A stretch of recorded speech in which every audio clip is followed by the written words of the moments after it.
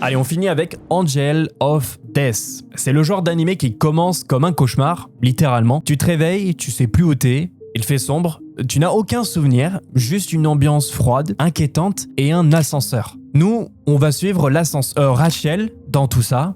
Une jeune fille qui se réveille dans un immeuble totalement inconnu, pas d'explication, pas de sortie, juste une voix. Et étage après étage, elle va devoir faire face à des gens, disons, pas très nets. Voilà, peut-être un peu doux pour les qualifier, vous verrez. Chaque niveau a son tueur, sa propre logique, ses propres règles. Et Rachel, elle est là au milieu, avec un seul objectif, mourir.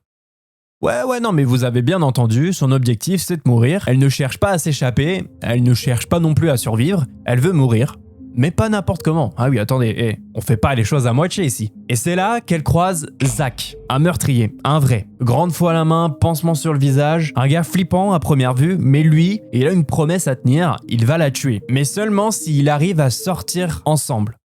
De cet enfer. Ouais, j'ai oublié la suite. Ouais, sinon c'est bizarre. Et à partir de là, ce duo totalement improbable va devoir coopérer, enchaîner les épreuves, les confrontations, les manipulations mentales pour tenter d'atteindre la sortie. Mais vous verrez, Angel of Death, c'est pas juste un animé de survival glauque, c'est une descente dans la psyché humaine. Rachel et Zach, c'est pas les héros qu'on attend, et pourtant, ils sont là, pépères, ce sont des âmes brisées, perdues dans un monde absurde où chaque étage est une métaphore, parfois malsaine, parfois presque poétique.